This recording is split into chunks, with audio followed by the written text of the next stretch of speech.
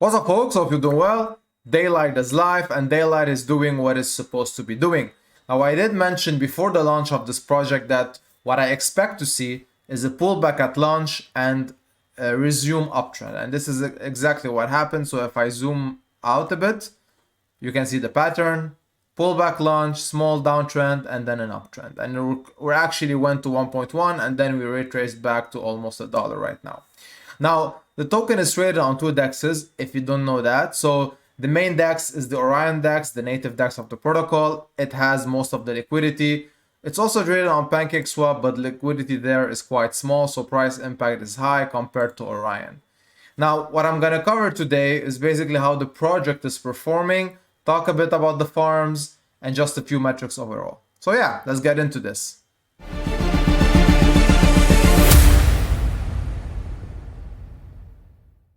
So before I talk more about the project itself, I just want to say congrats to all the DeFi Ascension whitelist holders who contributed during the whitelist pre-sale.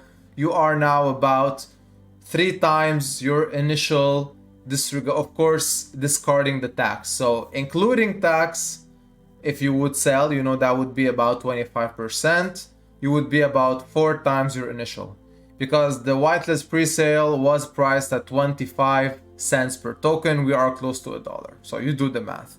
So hope you held, hope you're still in the project, because I honestly think that the project has so much potential beyond this short-term price appreciation. Because keep in mind, we've only been live for 10 days now.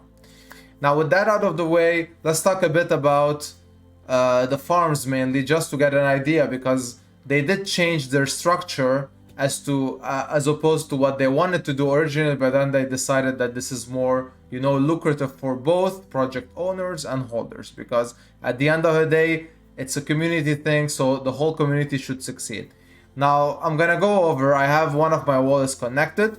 So essentially there are 3 ways you could earn on your holdings. So you can either do that through single staking Dayl and earn Dayl in return, or pairing it with BUSD, creating an LP token and earning Dayl as a reward. Now, one thing to understand is that, of course, the higher the risk you're willing to take, the more reward you're gonna get. So if you're just taking your Dayl tokens, it's an auto-compounding pool, meaning it's gonna generate, I think right now it's doing about 0.1% a day. And with that 0.1% a day, it will be added to your initial. So I have 1.5K.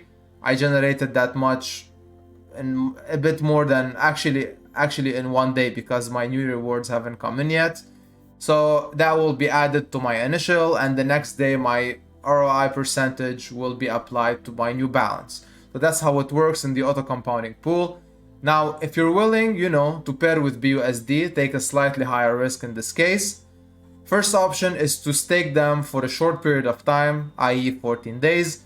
Your return here, I think, is about 1% a day right now. Or you can, if you really believe in the project, you can go into the long-term pool, 6-month lock-in, and you can get, I think, today about 3% ROI. Now, but that's daily, that's APR.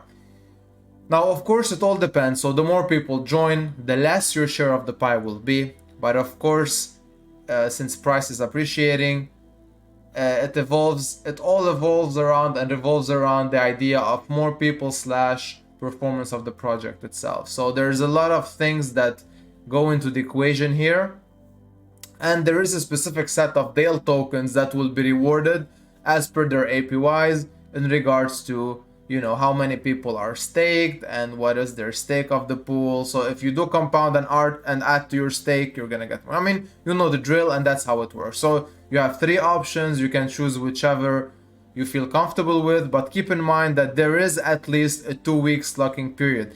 If you do decide to unlock before 2 weeks expire, you're gonna get a 30% cut on your initial, and that is something that I personally wouldn't want to take, right? So 30% is a lot, considering you take a 30% cut and then you're gonna sell, because why would you unstake before your locking period ends if you're not planning to sell and exit your position? So you will basically be giving away more than 50% of your holdings if you combine the on-stake tax, and the selling tax. And that's a lot, right? So I don't know, I wouldn't be doing that.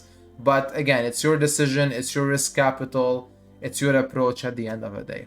So that is about the farm.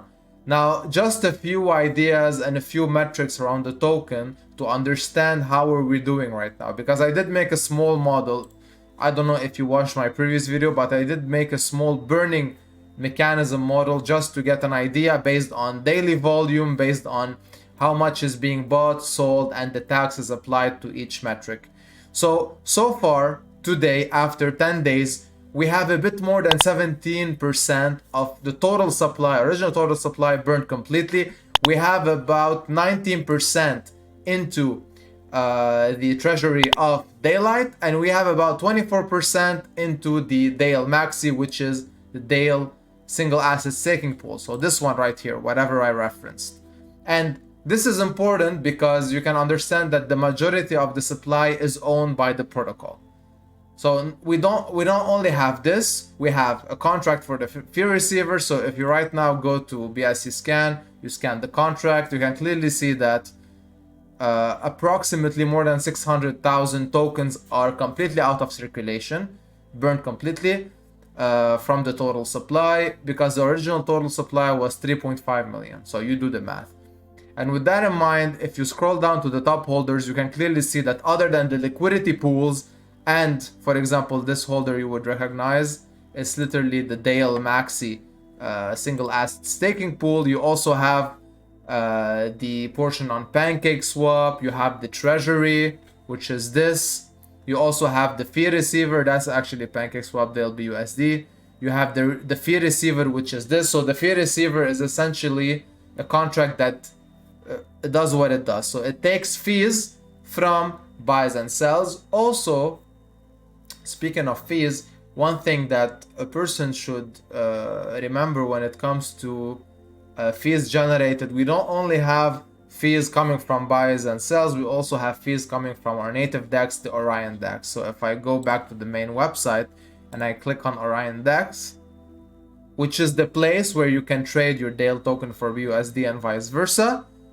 If you are familiar with how PancakeSwap works, you would know that with every buy sell, you don't only pay gas fees, but there's also a small internal fee that is generated that goes to the owner of the DEX. So with this DEX being owned by Daylight, this creates an extra revenue flow that could be used and that will be used mainly to fuel buybacks and burn the tokens.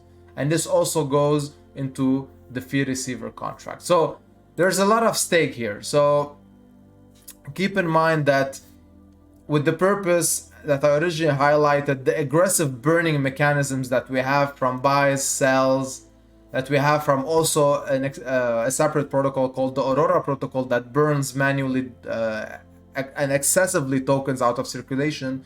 All of this just to put, and with the liquidity own and the concentration of tokens being held by the protocol itself, it's all gonna come down to, at the end of the day, who owns most of the small remaining supply, right? So this is where the direction is going, and there's actually a lot of really cool, interesting partnerships that are gonna basically gear us towards this, but this is subject to another video. And to, you know, reiterate and to emphasize based on the model that I previously put together here, for example, you can clearly see that, okay, the total supply was 3.5 is no longer the case, but with the current price taken into consideration, the floor price, if you don't know what it is, this is a price backed by BUSD treasury completely.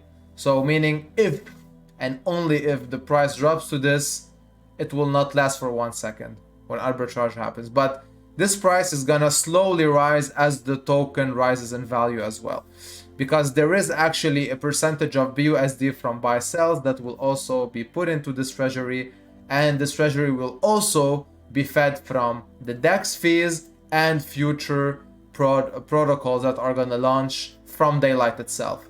So just one more quick word specifically here, based on my model and whatever I calculated previously, I would project that there will be about 12.54% daily burns on average. Now, so far we had 17% in total, but of course apply percentage upon percentage and you might get this as an average. So we have about 70% of the total supply burn, but keep in mind that if you do start from a certain point and burn slowly and completely, if you average the whole percentage together, we might be close to that percentage. Because for me, I took an approximate daily volume, an approximate buy-sell ratio. So this is more speculative than true, but the percentages show that we are more than 12% in regards to burning those tokens out. So